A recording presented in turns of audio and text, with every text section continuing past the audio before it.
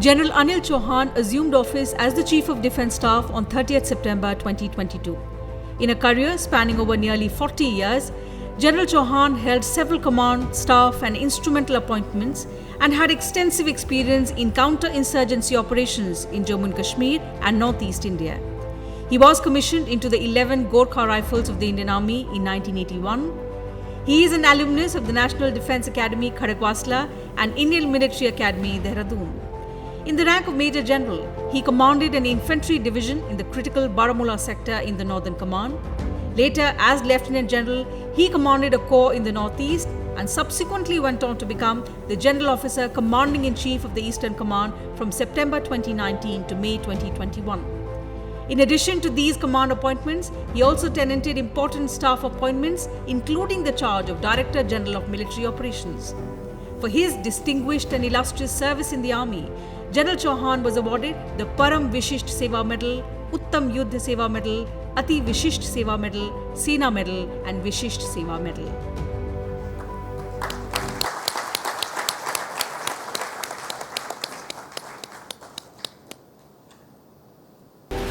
Air Chief Marshal RKS Bhadauria, retired, served as the 26th Chief of the Air Staff between October 2019 and September 2021.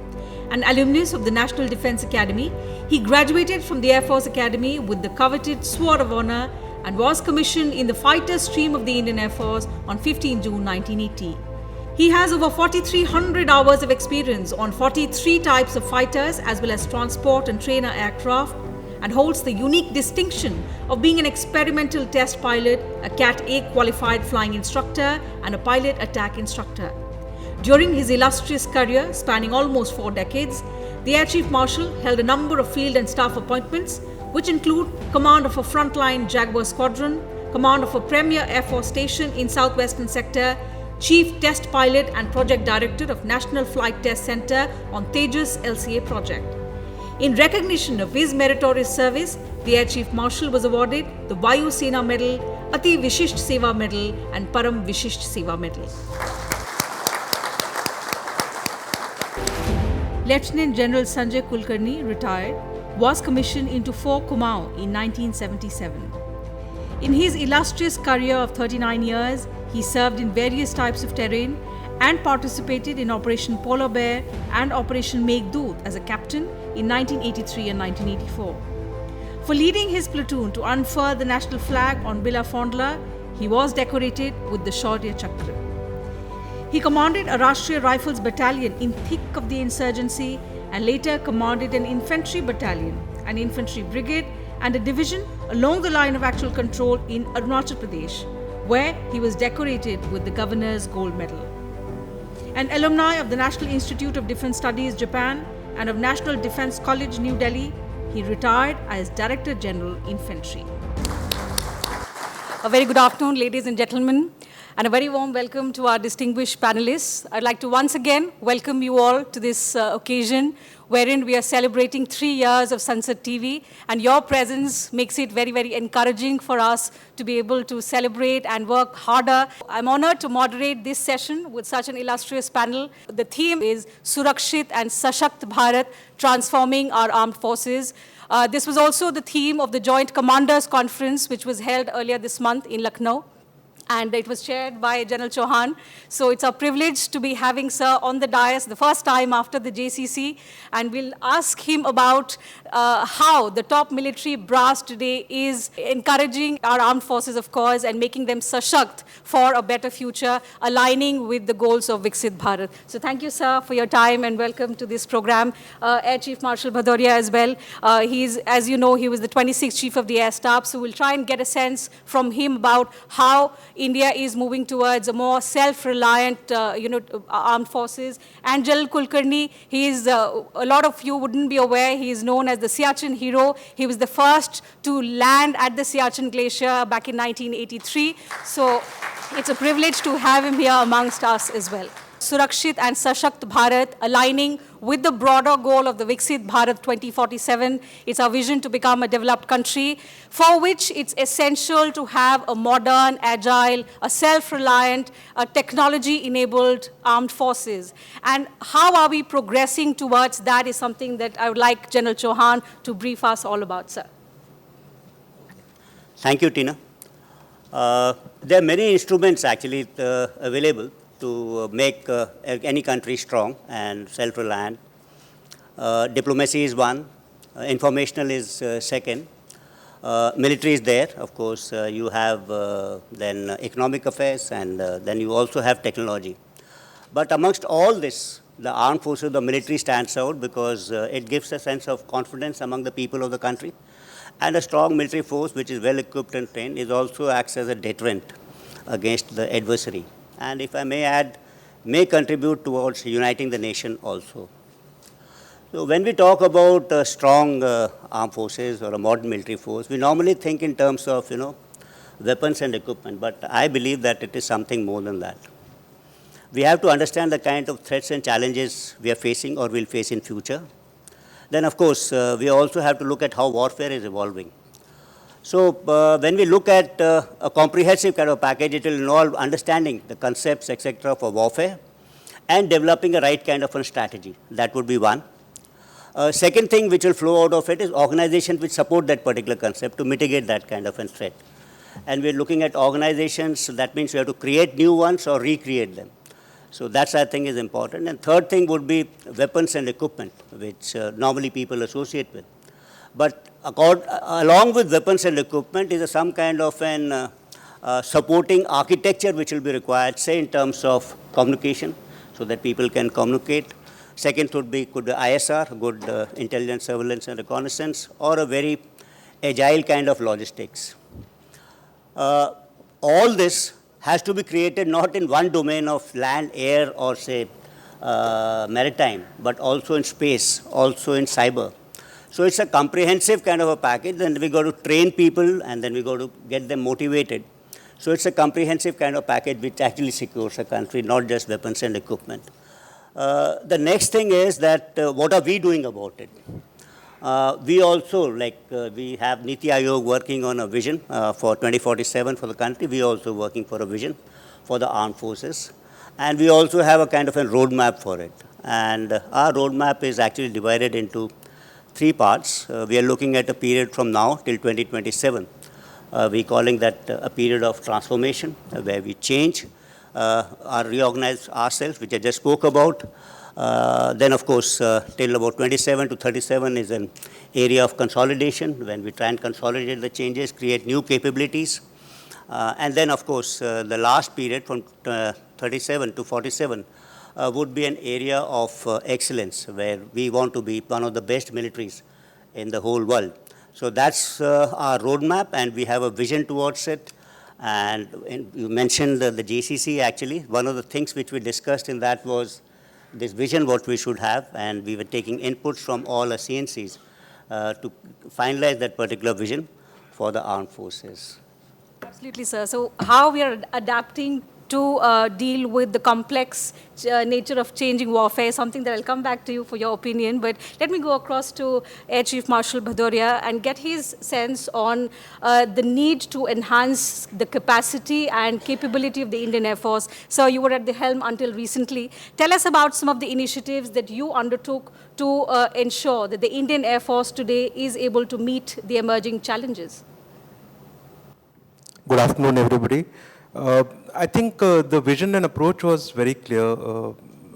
It was to do combat capability building and make it strong enough to win any conflict situation, and also strong enough to deter, what CDS referred to. That is very, very important.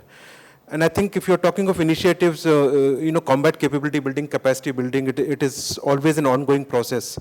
But if I have to touch upon some, I think I would first choose a complete shift of focus and confidence into indigenous, towards our own industry, towards our own indigenous capability, indigenous weapons. and that is where orders for LCA, orders for our own trainer, orders for our own AEW, our radars, our indigenous networks, weapons, DRDO developed, industry manufactured. A big confidence shift towards going on to indigenous. I think that is one of the initiatives that the Air Force took, and I think it yielded good results in time, which we can all see today. In terms of capability building, another critical area was, I would say, training. And while our training has evolved, Air Force is technology intensive, it moves very fast, the kind of weapons, the moment the range changes, the tactics change, the overall employment philosophies change. So you need to keep up the training and advance the training as much. And we did a new initiative wherein we set up an integrated training area, wherein large, mixed aircraft combats, large combat forces could train together. If you have to equate, I would say something like what the US has Red Flag. So they have exercises once in a while. We created an area where we put our entire Air Force through that training, and in time, along with the other two services, their elements. I think that in terms of capacity building was an initiative which has really grown, and it has yielded excellent results, which we have seen in our international exercises. In terms of new initiatives for automation, new technology developments, be it AI, be it quantum, how it is going to affect the cyber threats. The more we go into tech, we are so highly networked, and we had developed those nets so much. The moment you depend on your network for your operational capability, you become equally more vulnerable to. So I think that is an area we dealt upon. We made into new initiatives of our own software development. So our own core teams, and we initiated some AI projects, which wasn't obviously talked about outside or in public domain, about 4 years plus back. So the AI, which is the buzzword today, Air Force had started 4 years back with the unit. And it's already showing in many of our operational networks, etc. Other is to deal with people. I think people are central. So initiative towards their, apart from training, their HR policies, etc. As we integrate. So those were some of the things I would mention towards development. I'll stop here. Sure, we'll come back to that in just a bit. But General Kulkarni, the question to you is, you've served in very challenging and difficult terrains. You have an extensive experience working in hostile areas as well. Towards the kind of advancements that you have made in recent years, about which General Chauhan and Air Chief Marshal spoke about, what difference do you see it making in the lives of the armed forces? And I ask you this because a lot has changed since the time you were there at Siachen to now. Thank you very much. At the very outset, I must first be saying, मैंने नहीं किया. So let's not take it कि मैं जा करके कुछ किया, because armed forces is a team, and together everybody achieves more. So at the very outset to say कि मैंने कुछ किया, कुछ नहीं किया, that's because मैं वहाँ पे था तो मैंने हुक्म है करना पड़ेगा. So there is no doubt. Yes. Now having said that, a lot of changes have taken place. Tremendous amount of changes. Can't imagine the infrastructure that has come up. Living conditions for the boys have improved. जैसे सबको मालूम है कि temperatures over there are very low. -50 degrees तक temperatures चले जाते हैं. कई बार उससे नीचे भी गिर जाते हैं. And not just that, you have wind which is blowing at almost about 100 odd kilometers an hour. और कई बार मेरे जैसे हल्के फुल्के तो वैसे उड़ जाएंगे.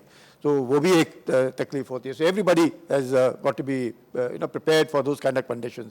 सांस difficult to breathe. Now these kind of things, avalanches, crevices, ये जो problems हैं, those continue to remain. That there is no denying. You can't fight the nature. But living conditions for the troops have tremendously improved. Communication. Tremendous improvement in communication. Every boy can communicate right home, be able to tell. That is one very big thing. And as most of us know that Mr. George Fernandez, when he was the Raksha Mantri, he took additional care. And he made sure that he went on Siachen. And subsequently also we've seen how almost everybody has been visiting Siachen. The Prime Minister has been going, the Raksha Mantri has been going. Everybody keeps going there to boost the morale of the boys over there. So living conditions, as I said, have improved. The logistics have improved. Heating arrangements have improved because temperatures, going down to minus 50 degrees, obviously it becomes very difficult. So you have heaters over there, cabins which have been created. So good amount of logistics have improved. The DRDO have put in a lot of effort in making food which can be easily eaten, because mostly the ones who've been there would have realized if so low temperatures, even eggs won't make any difference. Cooking becomes extremely difficult. Like normal pressure cooker, you can cook rice in about, say, 3 whistles. There it may be 27 whistles. And still you'll find at the end of it, chawal kacha hi reh gaya. So those kind of problems that are, so they have devised what they call ready-to-meat meals.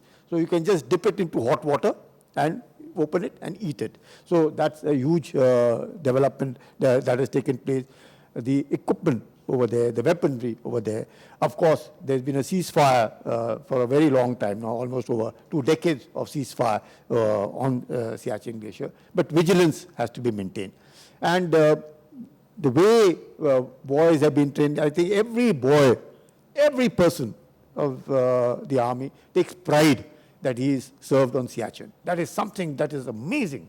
Everybody. If you don't, over there, if you, from a battalion, if you tell somebody that you can't go, he rather feel very bad about it. And you will find that he suddenly, because he wants to be part on top of Siachen. So that is something that has remained. It hasn't changed. It was there in 1982. It was there in 1983. It was there in 1984. And it is here until 2024, and it will continue to be. And that is what makes the boys confident and be able to fight under such adverse conditions, be able to sustain. Sometimes you can't see just not even like Air Chief Marshal Bhadauria sitting here, you can't see him. It's that bad weather conditions. So it's very difficult from that point of view. But that helped, and that greatly helped when our troops deployed on eastern Ladakh facing the Chinese. You saw how they all fought. So there has been a kind of improvement because all that, because it is Siachen. It's like a test of a soldier, pride of a soldier, and the government takes additional care. We may be spending something like, I'm sure the CDS would say, about 5 crores a day. That's the kind of expenditure that is incurred. But it is well worth it because it gives that boy the ability, the confidence, the capability that he can take on anybody at any height, any place, without fear. And that is what Siachen makes us all do. And the kind of facilities being given ensure whether it is weaponry, whether it's communication, whether it is living, all of it has improved miles and miles to what it was then and to what it is today. Yeah. Okay.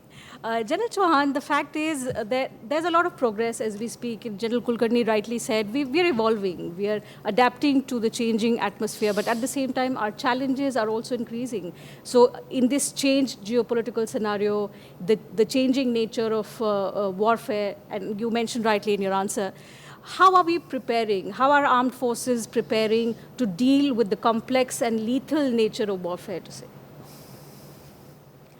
Traditionally we have seen that warfare has evolved on land, then it's moved on to the seas, and thereafter into the air. And of course, now we're talking about space, cyber, electromagnetic spectrum, and informational domain. So these are the new domains of warfare.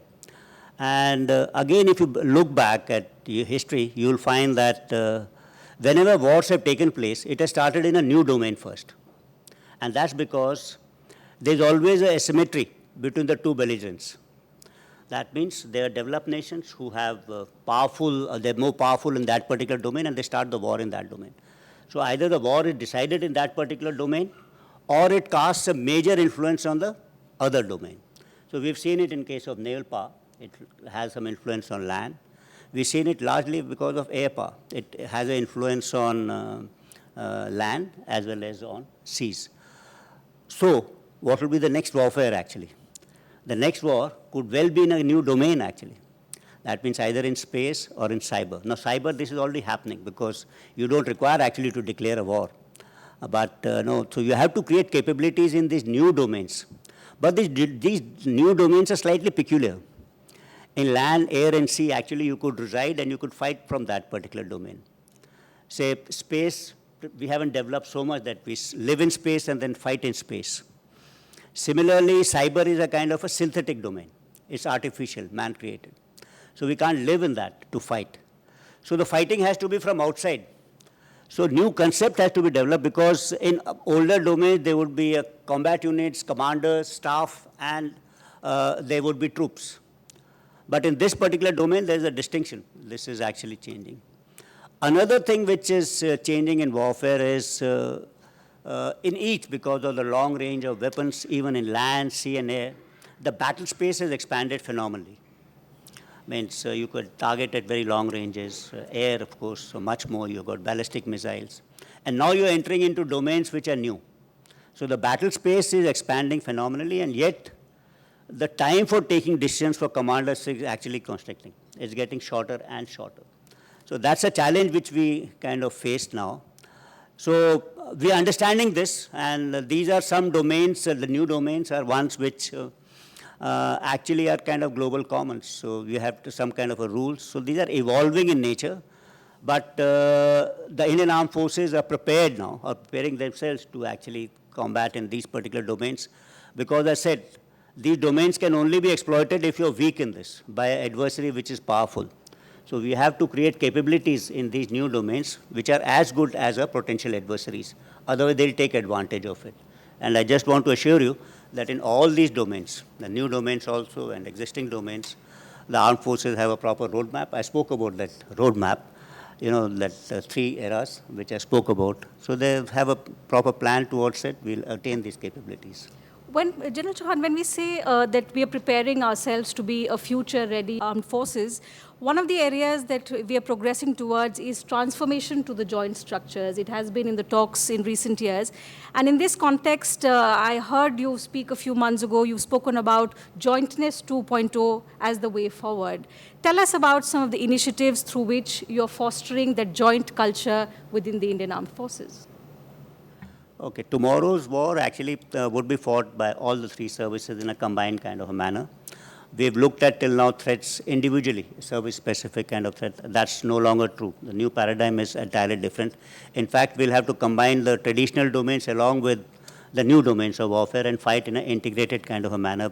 So this requires new kind of concepts, new kind of doctrines. I told about that the first era till 27 is that era of transformation in which we are trying to restructure ourselves to fight this.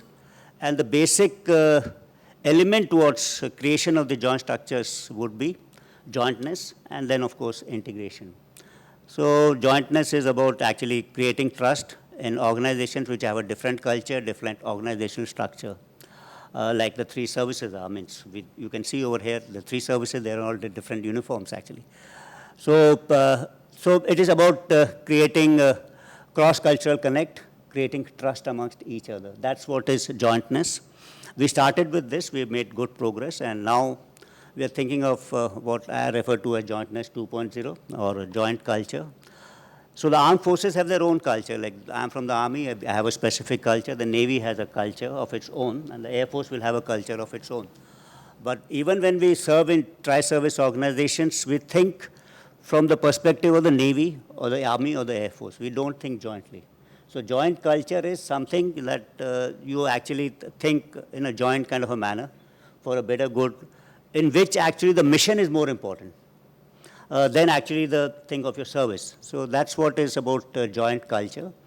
And like culture, creating any culture takes time. It depends on symbology. It depends on creating traditions, etc. We are working towards it. And because this is required, because in future we'll have larger number of joint organizations for combat, logistic support, training, and every kind of a thing. Air Chief Marshal, I'll also take your perspective on the jointness aspect. How is the Indian Air Force contributing to the vision of integration and jointness? Okay, while the overall plan and the structures are being defined and many of the issues, what CDS has already mentioned, I think from the Air Force perspective, steps taken or in the process, to start with, Air Force had a large presence in Army and Navy both as advanced headquarters in their command headquarters and attacked at field levels. And they were the ones responsible for integrating because our entire air power employment depends upon the requirements of land and sea and the air power air campaign itself to create the right conditions for our forces to win. So that bit was strengthened more straight away. And the next is the core competencies of Air Force and the way Air Force has evolved now. For example, our operational data link and how our entire fleets and combat aircraft are getting operationally linked. We know each other's position. Our command and control, our planning and execution structure, which is largely totally networked, centralized planning, it gets disseminated at the right time to everybody and everybody comes together in the air. So the heart of it is, let's say, Integrated Air Command and Control Center. So that was kind of, we took the senior people and Army and Navy teams to expose them to where we are today. And let me tell you, in our networks, we are at the world level. Wherever you can think the best that is required, we are there. And that sort of knowledge and interaction, I think, was very critical. So a lot of that has happened. Integrated training, I talked about ITA earlier, in training area that we made. There, the involvement of Navy and Army got increased. Many joint exercises were commenced. The participation of Army and Navy in our own exercises got increased. So at every structure, operationally, I think exposing our, real capabilities and how we conduct to Army and Navy, that was most critical. And then it goes on to manning, into HR. Necessary changes in HR were sort of anticipated. For example, if a three-star officer gets cleared at a particular service, in Army where it is, in Air Force where it is, those kind of things were kind of brought online. And I think important issue is when we are into synergy and into operations which are joint and synergistic, we must achieve the joint result. From that point of view, our ability to plan together, our ability to execute, that entire area was looked at closely and strengthened. So we are already talking of, let's say, joint maintenance of common assets. If Hawk is with Air Force, is with Navy, joint maintenance, Air Force would look after it. Similarly on other fleets, in Chetak, on many of the other aircraft down here. When we do training area, the naval MiG-29s today are taking part in Air Force exercises as if they are just part of Air Force into our combat. They are doing the operational readiness platforms, which was historically only done by Air Force. So there it is there. In all our exercises, we fly together.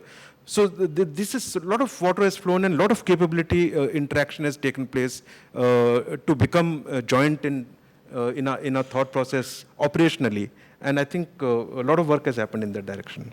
Okay, so from jointness and integration, we'll move to self-reliance and defense indigenization, another crucial aspect of India achieving strategic independence.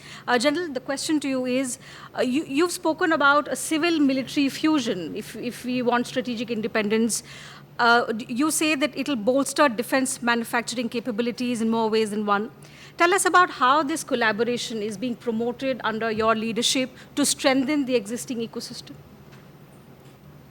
Okay, so let me talk about first civil-military fusion.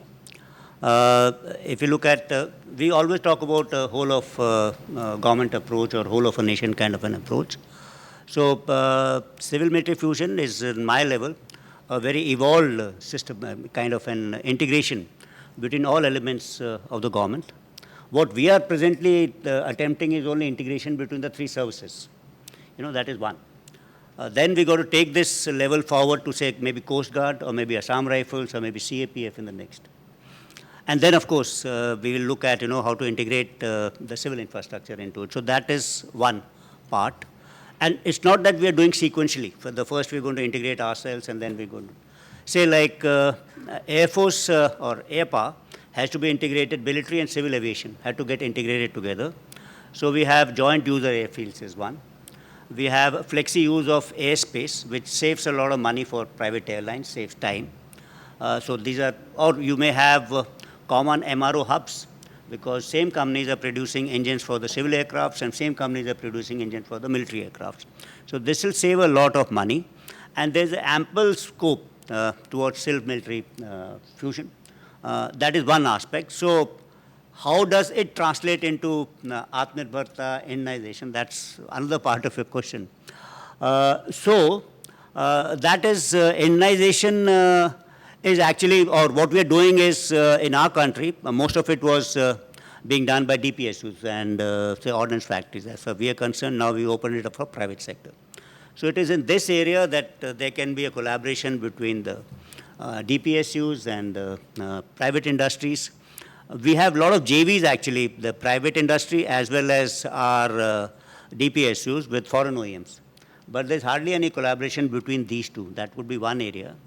A second area of integration or understanding this for betterment for indigenization would be close connect between the military and the defense manufacturing community.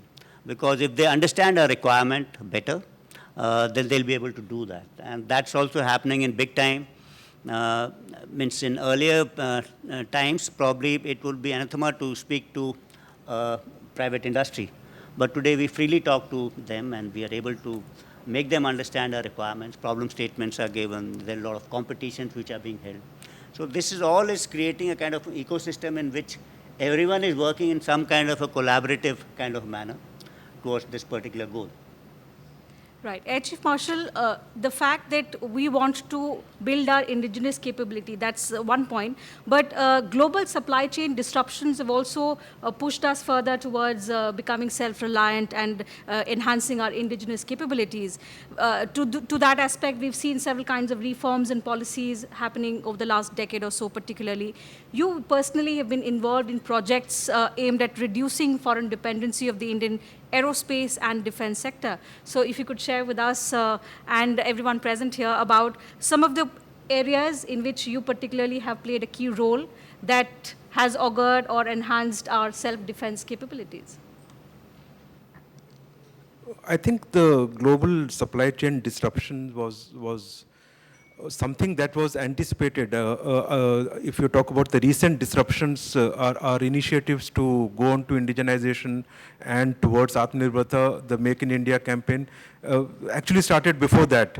So it was not that we were not aware of it, but with the government bringing in reforms, changing the direction, bringing in the necessary policy reforms to enable the private sector to startups, our technology development, and change of procurement policies. I think that shifted the focus. And with the supply chain disruptions of the last 3 years, if we talk about, that was, I think, the final, when it dawned on everybody that this is the way. So from disruption point of view, I think it's important to, we have a large force which was, foreign OEM still in service. So the recent inductions which are indigenous will now see us through for next 20, 30 years. But what happens to the current ones? So there has to be a lot of import substitution. There has to be a lot of redesigning or development or substituting the parts which are not available. A lot of work in this area has been done, and especially by MSMEs, especially by, let's say, in the case of Air Force BRDs. Similarly, in the case of Army and Navy, there are organizations working specifically towards indigenization. I think that towards supply chain disruption has been the key. But have we done enough? I don't think so. Much more can be done. The whole issue is quite complex. When the foreign OEMs hold the technology and the clearances, our own certification agencies need to be really proactive to listen to our private sector development, enable them, encourage them, and when they develop parts, to clear it quickly. So this shift and change of thought process and ecosystem in our own quality control, in our own, let's say, agencies that are looking after certification before the part can go, especially on the aviation side. Equally important on the ground side are quality control issues and which affect us. So this shift has happened.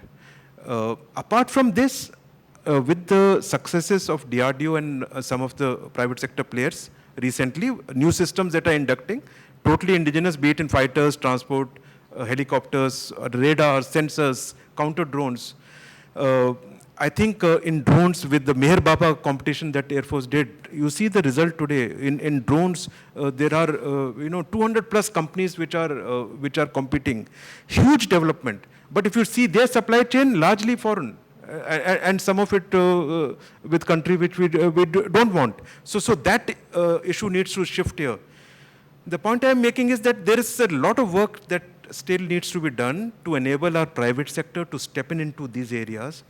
From defense services point of view, CD has already mentioned we are talking freely to the private sector, but orders going directly to private sector is still with largely PSUs. Our R&D to the private sector, R&D to IDEX program is a very good example of success for technology development. More such programs, these are just, let's say, 500 odd crores. But if you're talking of tech, you're talking of Atmanirbharta, these figures need to go 10 times, 20 times, in time to go 100 times. So the kind of direction is good, the trajectory needs to be steepened, and I think it is happening. A lot of energy is coming in this direction. So overall, I'm very optimistic about how things are changing towards indigenization, to have our own supply chain, and in time to come to have our own weapons so that we never ever face this. If you have to deter, we have to have our own capability. And I think we are moving in that direction. Absolutely. Self-reliance is perhaps the strongest pillar towards a Viksit Bharat. General Kulkarni, I'll take your perspective from the answers of General Chauhan and Air Chief Marshal, and based on your own experience, tell us about the impact that Make in India has on the morale, on the confidence of the troops. Self-reliance is the way forward, is something that we are hearing from the top military brass, from the top political leadership as well. But what is the kind of impact that we are seeing on the ground on those who are actually serving? Atmanirbharta increases Atmavishwas, because that is what is most important, is it leads to every soldier taking pride in what he's been given. He understands that, yes, this is a weapon that's made in India, made for him, made as per the GSQR that he expects a weapon to be. And the normal teaching that we all have, ek goli, ek dushman, that he is able to achieve instantly. So there's a lot. And therefore, the Atmanirbhar route that we've taken leads to two things, I would say. First, of course, this Atmanirbharta, what is it meant for? Is it primarily for import substitution so that we have less import and make things in India? And the second thing is, of course, how do we see it? Either from, like they say, womb to the tomb, from the time the GSQRs are made, from the time the weapon is designed, to the time it's manufactured in India, and all of it has a user interaction. It's very important because user is the king. If the user feels satisfied, user feels good, user feels confident, then all of it is a grand success, because it is him and it is for him that all of us are striving hard. And in that bargain, one thing is 100% sure, every soldier takes pride in whatever it is.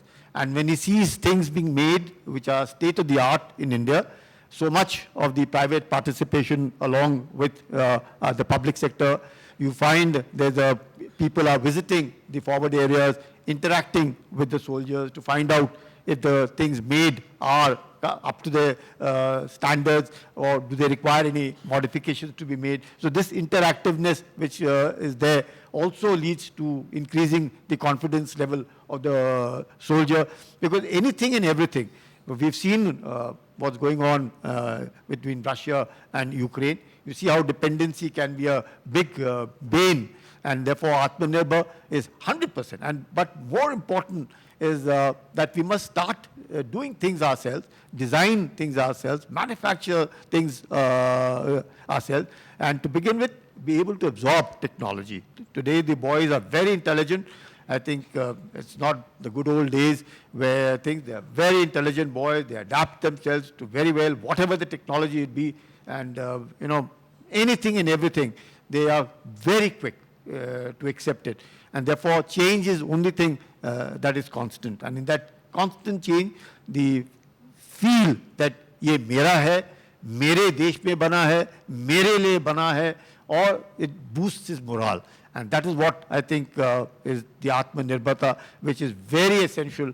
And we've seen it all ourselves, what's going on the world over, and the need for it is all the more to be Atmanirbhar.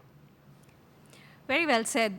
As you said, change is something that we are adapting to, and it's good to see positive change. One positive change that we see in our armed forces is the increasing role of women, and that is what is going to be our next round of questions.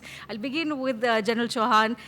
We have seen a lot of efforts being undertaken at various levels to empower and increase the participation of women. But now we are at a stage wherein mere participation is not going to work. We are going to ensure that women are there in leadership roles. So as the top military commander of the country, if I may ask you, sir, what is it that you will do to ensure that women in the armed forces will also make it to the top positions?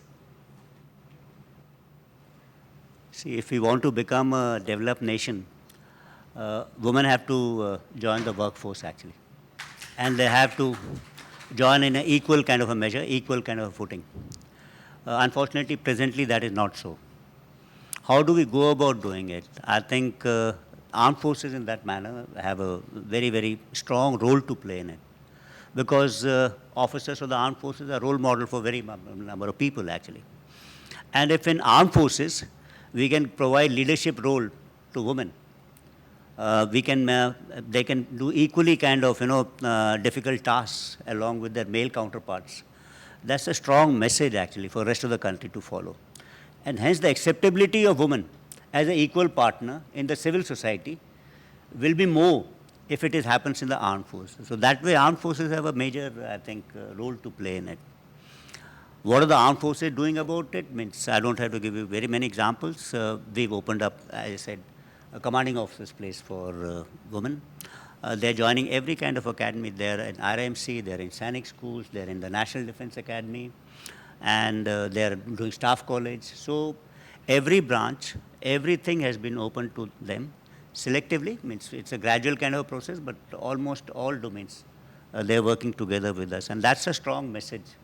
And so in this, one is an organizational issue, which I said the organization has done all this. Second is the leadership role. Senior leadership has to constantly say that they have to have an important place, drumming this point home. And third is important for the ladies themselves, or the women themselves. They have to prove that they've been able to do that. And then that's how things will move fast. And that's how we're going to move towards Viksit Bharat in 2047. Certainly. Chief Marshal, your thoughts on promoting women in leadership roles, and it's crucial to have a diverse and more effective workforce, be it in any sector.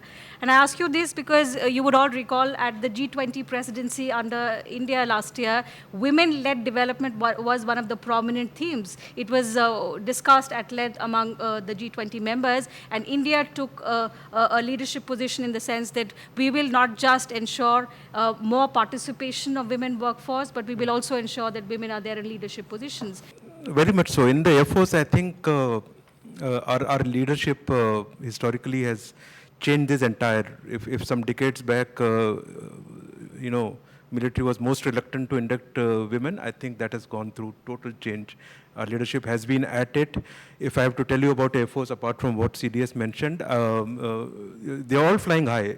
They started with transport and helicopters and shifted to fighters. So we got them into combat roles.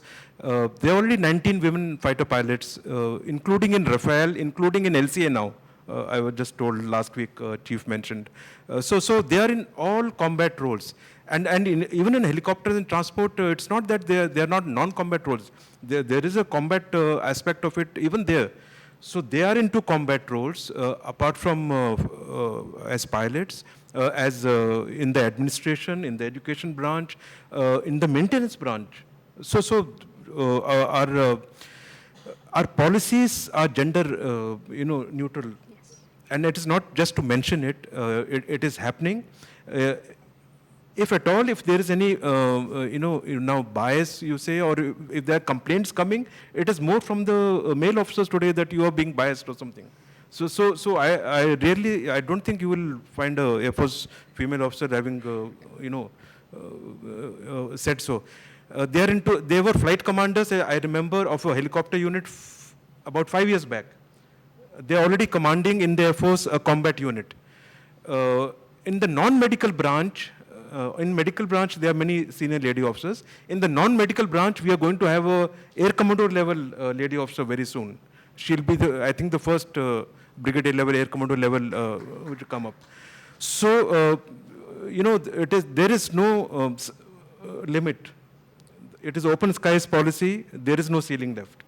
Thank you. Okay, so it's not just women, but also the Indian Armed Forces has been paying equal attention to the role of the veterans to, utilize their experience that they've had over the years. And at one of the events, I heard the CDS stress on the importance of involving the veterans in the planning, strategy, and vision of transforming the armed forces. So I'll hear it from Sir about how he's integrating and incorporating the invaluable wisdom of the Army veterans and achieving the long-term goals of Viksit Bharat, and particularly for the defense, the Surakshit and Sashakt Bharat. Sir.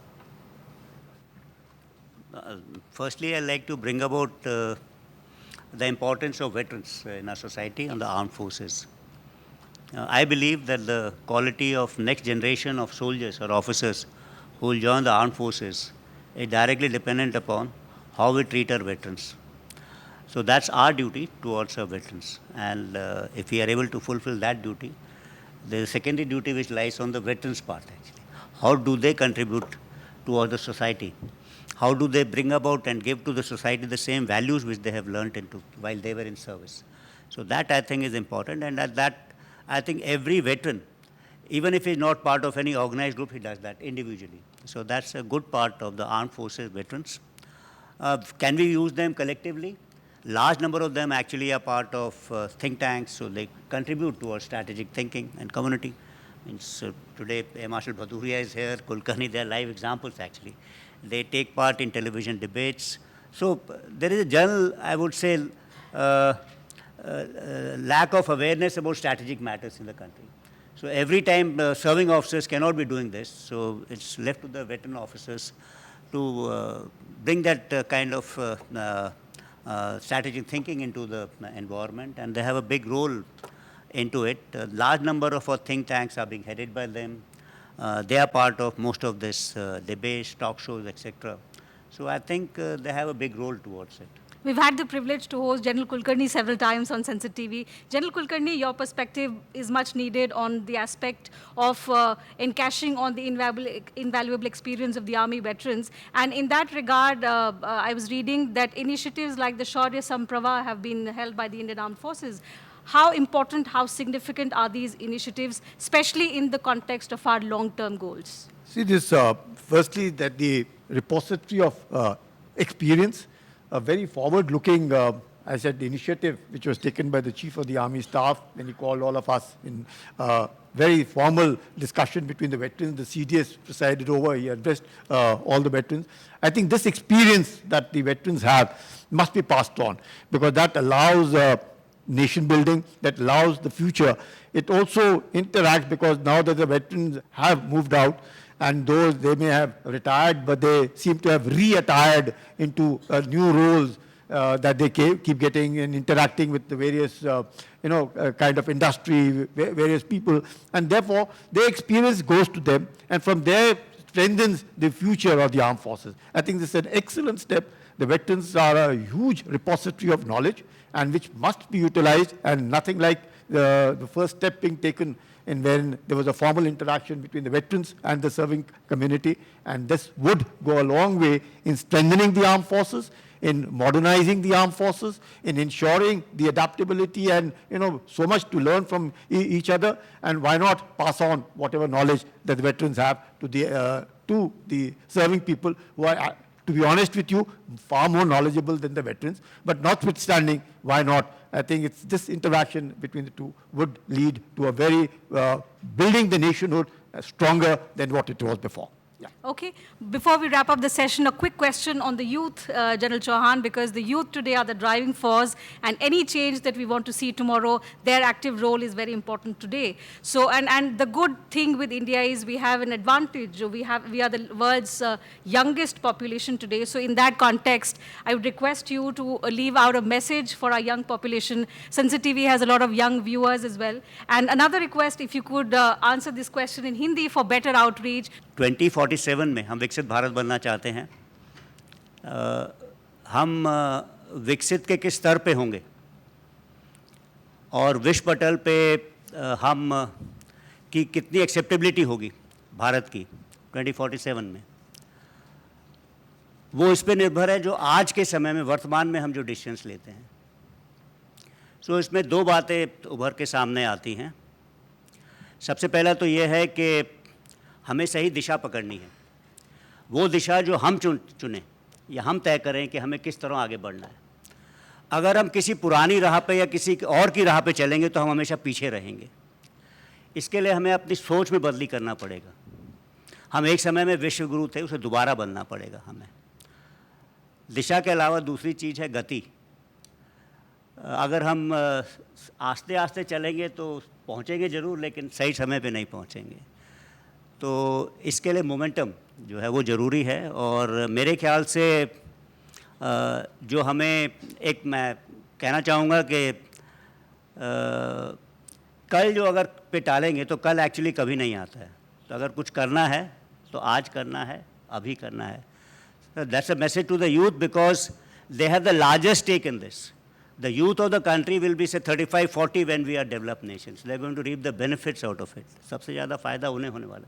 हमारे जैसे लोग तो एक थोड़ा सा direction देंगे और retire हो जाएंगे। तो आप लोगों ने ये दिशा और गति दोनों देनी है इसको। Thank you, sir, for that inspiring message to the youth of this country. Thank you, Air Chief Marshal Bhadauria, General Kulkarni, for joining us on this extremely engaging and insightful discussion today. It's been a delight to host you on this event today. Thank you very much.